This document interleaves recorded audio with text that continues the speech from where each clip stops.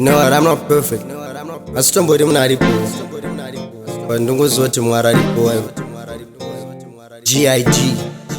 Kwazo.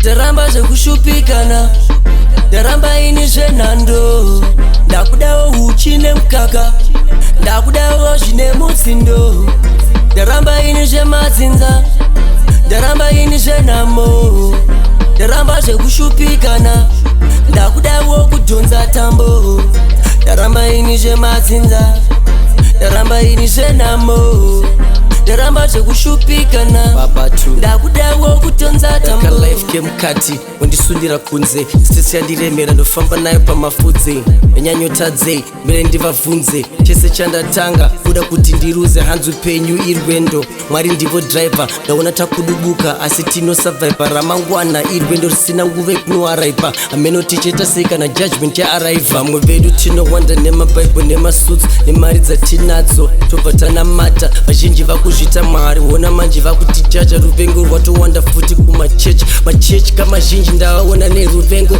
machechi futi mazhinji ndaona vasiri thankful, machechi futi mazhinji ndaona kune competition, vatendi vakawana ndaona vapinda gena. Kusaratidza rudo ndaona kauchisema, nekusaratidza rudo ndaona wakutochema, asi Mwari anongotora iwe as one, Mwari ari one, Mwari ari one.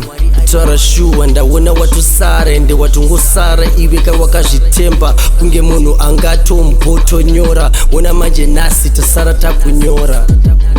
Ndaramba zvekushupikana, ndaramba ini zvenhando, ndakudawo uchi nemukaka, ndakudawo zvine mutsindo, ndaramba ini zvemadzinza, ndaramba ini zvenhamo, ndaramba zvekushupikana, ndakudawo kudhonza tambo, ndaramba ini zvemadzinza, ndaramba ini zvenhamo, ndaramba zvekushupikana, ndakudawo kudhonza tambo. Jesu wako ndi Jesu wangu, Jesu wako, Jesu wangu, Jesu wako ndi Jesu wangu. Jesu wako, Jesu wangu. See, the thing is, I don't know why us as Christians we always wanna judge. Noti vanongochigara mberi kwechechi mwe, noti unongochibhadhara maofering akawanda, notiwo unozikanwa namufundisi wobva tunopinda denga. See, the thing is, most people don't really understand what really happens when the term inonzi kuenda kuchechi zvinoreve. To go to church is to go and praise. To go to church is to go and learn. To go to church is for you to communicate with God in a spiritual realm, my brother. And most of us, we think you can go and flash this and flash that and act as if probably takadopenga darika vamwe, brother. Stop this whole thing about judging. Amuze Mwari, my brother. Mwari anokuda, Mwari anondida, Mwari anoda masi, Mwari anoda munhu wese, and Mwari ndiwe munhu wese. Saka iyi nyaya yekuti isusu tofanira kuramba tichingotambudzika chalave izvozvo.